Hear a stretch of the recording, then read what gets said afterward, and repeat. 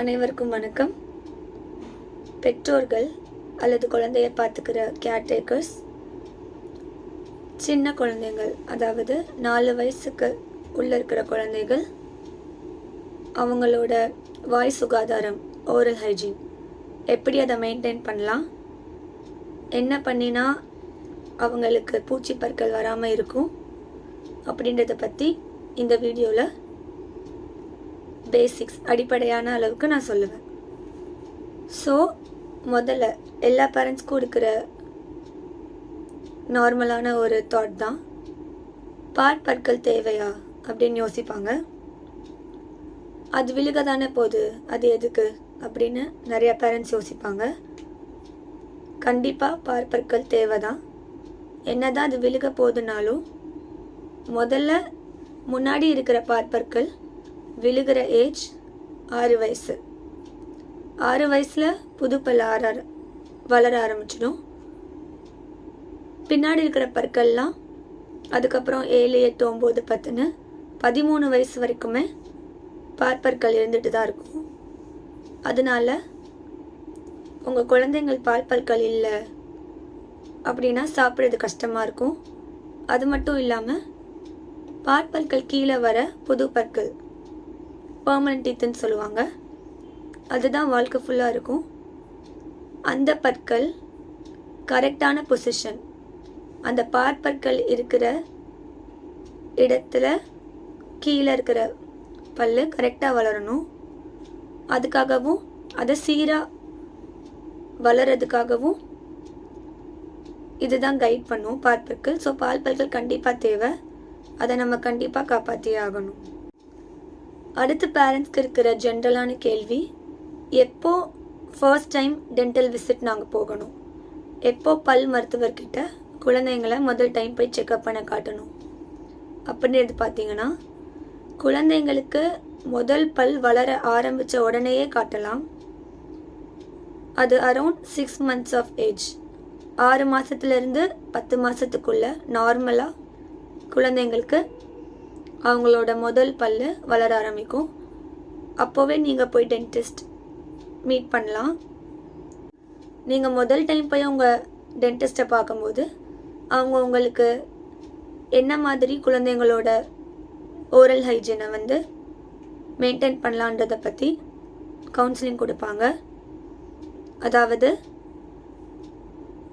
அவங்களோட சாப்பாடு பற்றி, அதிகமாக இனிப்பு பொருட்கள் சின்ன வயசுலேயே கொடுக்கக்கூடாது.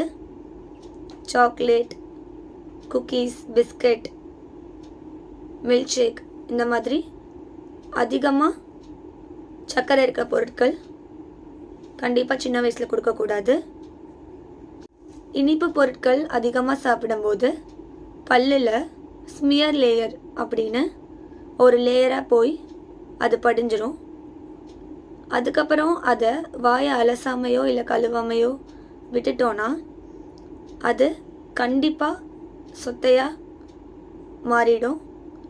சொத்தைப்பல் அரிக்க ஆரம்பிச்சிருச்சுன்னா அதை கண்டுக்காமல் விட்டுட்டோன்னா கண்டிப்பாக அந்த பல்லை எடுக்கிற அளவுக்கு அது போய் முடியும்.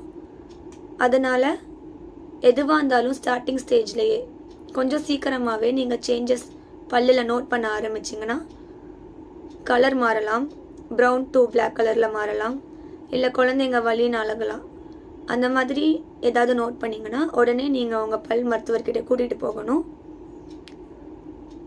தயவு செஞ்சு நீங்கள் அதை பொருட்படுத்தாமல் விட்டுறாதீங்க. ஏன்னா பல் ரொம்ப முக்கியம். இப்போது குழந்தைங்களுக்கு எந்த வயசில் ப்ரஷிங் பண்ணலாம், என்ன ப்ரஷ் யூஸ் பண்ணலாம், என்ன பேஸ்ட் யூஸ் பண்ணலாம் அப்படின்றத பற்றி பார்க்கலாம். குழந்தைங்களுக்கு எப்போ ப்ரஷ் பண்ணணும் அப்படின்னா, பற்கள் வளர ஆரம்பித்ததுலேருந்து ப்ரஷ் பண்ண ஆரம்பிச்சிடலாம். சின்ன பசங்க, 3 வயசுக்குள்ள பசங்க, 4 வயசுக்குள்ள பசங்களாகவே இருந்தாலும் பேரண்ட்ஸ் தான் அவங்களுக்கு ப்ரஷ் பண்ணால் கரெக்டாக இருக்கும்.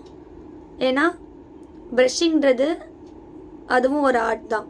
அது சின்ன வயசுலேயே எல்லா பசங்களாலேயும் பண்ண முடியாது, தானா ப்ராப்பராக பண்ண முடியாது. ஸோ பேரண்ட்ஸ் தான் ப்ரஷ் பண்ணணும். எப்படி ப்ரஷ் பண்ணலாம், என்ன ப்ரஷ், என்ன பேஸ்ட் யூஸ் பண்ணலாம், சின்ன பசங்களுக்கு இருக்கிற ப்ரஷ் தான் வாங்கணும் கடையில். அது ரொம்ப சாஃப்டாக இருக்கும். அந்த ப்ரஷ்ஷை நீங்கள் யூஸ் பண்ணலாம். இதுவே தாய்ப்பால் குடிக்கிற பசங்களாக இருந்தால் அவங்களுக்கு ப்ரஷ்ஷிங் பண்ணணும்னு அவசியம் இல்லை. அந்த குழந்தைங்களுக்கு ஒவ்வொரு தடவையும் பால் கொடுத்த பிறகு அவங்களோட பற்களில் ஒரு சின்ன காட்டனில் தண்ணியை நனைச்சி பற்கள் மேலே தொடச்சி விடணும், இல்லை வாயை அலசி விடணும். அப்படியே பாலோடு படுக்க வைக்கக்கூடாது, கண்டிப்பாக பூச்சி வரும். கொஞ்சம் வயசான பிறகு ஒரு 1.5 வயசு 2 வயசில் பாட்டிலில் பால் குடிக்க ஆரம்பிச்சிருவாங்க. அப்போது பாட்டிலில் பாலை கொடுத்துட்டு அப்படியே குழந்தைங்களை தூங்க வைக்கக்கூடாது. அந்த மாதிரி பண்ணுனா நர்சிங் பாட்டில் கேரிஸ் அப்படின்ற ஒரு கண்டிஷன் அவங்களுக்கு வரும். அதாவது பற்கள் ஃபுல்லாக பாட்டிலில் நைட் ஃபுல்லாக பால் கொடுக்கறனால நைட் ஃபுல்லாக அந்த பாலோட அந்த டெபாசிட் இருக்கிறனால அதிகமாக பூச்சி வரக்கான சான்சஸ் இருக்குது.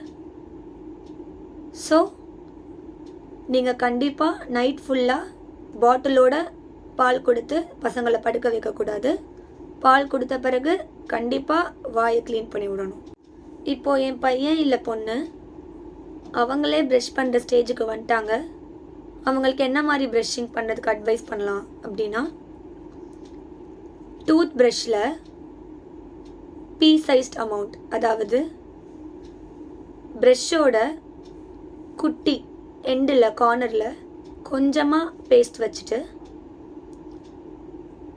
அவங்கள சர்க்குலர் மோஷன், அதாவது சுற்றி சுற்றி அவங்களே ப்ரஷ் பண்ண சொல்லலாம். மார்னிங் அண்ட் நைட் 2 வேளையும் ப்ரஷ் பண்ணணும், நாக்கையும் சேர்த்து ப்ரஷ் பண்ணணும். இப்போது நார்மல் டென்டல் செக்கப் எத்தனை டைம் கவுன்ஸ் பண்ணலாம் அப்படின்னா 6 மாதத்துக்கு ஒரு தடவையே நீங்கள் செக்கப் பண்ணிட்டு போகலாம். இல்லை பல்லில் அழுக்கு இருந்தாலும் 6 மாதத்துக்கு ஒரு தடவை க்ளீன் பண்ணிட்டு போகிறது அட்வைசபிள். கண்டிப்பாக 6 மாதத்துக்கு ஒரு தடவை நீங்கள் போய் உங்கள் டென்டிஸ்ட்டை பார்த்தீங்கன்னா பல்லில் எந்த பிரச்சனையும் இல்லாமல், பிரச்சனை ஆரம்பிச்சிருந்தா கூட அதை உடனே ஏர்லி ஸ்டேஜ்லேயே நம்ம சரி பண்ணிக்கலாம். விரல் சூம்புற பழக்கனாலேயோ இல்லை மவுத் ப்ரீத்திங், அதாவது வாயை திறந்து வச்சுட்டே அதில் சுவாசிப்பாங்க, அதனாலேயோ என்ன ஆகும்னா டங் த்ரஸ்டிங், அந்த ஹேபிட்டாலேயும் சரி குழந்தைங்களுக்கு பற்கள் முன்னாடி எத்தி வளர ஆரம்பிக்கும். அதனால் அவங்களுக்கு இன்ஃபீரியாரிட்டி காம்ப்ளெக்ஸ், அதாவது பார்க்க நல்லா இல்லை, நம்ம பார்க்குறதுக்கு நல்லாவே இல்லை, எத்துப்பல்லாக இருக்குது அப்படின்ற ஒரு மன அழுத்தம் வரலாம். இதெல்லாம் அவாய்ட் பண்ணுறதுக்கு நீங்கள் முதலையே சின்ன வயசில் இருக்கும்போதே இந்த பழக்கம்லாம் ஏற்பட்டால் நீங்கள் போயிட்டு உங்கள் டென்டிஸ்ட்டை மீட் பண்ணணும். நார்மலாக எல்லா பெற்றோர்களும் பயப்படுற ஒரு விஷயம் என்னென்னா டென்டல் ட்ரீட்மெண்ட். டென்டிஸ்ட் கிட்ட போனாலே எங்கள் குழந்தைங்க பயப்படுவாங்க, அந்த மாதிரி டாக்டர் கிட்ட கூட்டிகிட்டு போகிறதுக்கு ரொம்ப தயங்குவாங்க. அந்த மாதிரின தாட் இருக்க வேணாம். கண்டிப்பாக பசங்க டாக்டர்னாலே ஊசி போடுவாங்க அப்படின்னு பயம் இருக்கும். ஆனால் அதுக்காக இதை அலட்சியப்படுத்தாமல் டென்டிஸ்ட் கிட்ட கூட்டிகிட்டு போகணும். பிஹேவியர் மேனேஜ்மெண்ட் சொல்லுவாங்க. ஒவ்வொரு குழந்தையும் எப்படி ட்ரீட் பண்ணணும், அவங்கக்கிட்ட எப்படி பிஹேவ் பண்ணணும், எப்படி அவங்கள சமாதானப்படுத்துறது, ட்ரீட்மெண்ட்டில் இன்ட்ரெஸ்ட் கொண்டு வரதுன்றதை பற்றியும் டென்டிஸ்ட்டுக்கு எல்லாரும் தெரியும். அதனால் இந்த விஷயத்துக்காக நீங்கள் தயங்காமல் கண்டிப்பாக 6 மாதத்துக்கு ஒரு தடவை உங்கள் பசங்களை கூட்டிகிட்டு போயிட்டு டென்டிஸ்ட் கிட்ட காட்டுங்க. ஸோ கடைசியாக ஒரு 3 விஷயத்தை மட்டும் பெற்றோர்கள் கரெக்டாக செஞ்சால் குழந்தைங்களோட வாய் சுகாதாரம் நல்லா இருக்கும். முதல் விஷயம், பெற்றோர்கள் குழந்தைங்களோட பற்களை க்ளீனாக வச்சுக்கணும், கரெக்டான ப்ரஷ்ஷிங் பண்ணணும். 2வது, அவங்களோட டயட், அவங்க சாப்பிட்ற சாப்பாட்டில் சர்க்கரை அதிகமாக சேர்க்காம ஹெல்தியான ஃபுட் கொடுக்கணும். 3வது, ரெகுலராக அவங்க டென்டிஸ்ட்டை நான் சொன்ன மாதிரி 6 மாதத்துக்கு ஒரு தடவை விசிட் பண்ணணும். இது 3 கரெக்டாக செஞ்சால் கண்டிப்பாக குழந்தைங்களுக்கு பற்களில் வர பூச்சியை அவாய்ட் பண்ணலாம். நன்றி.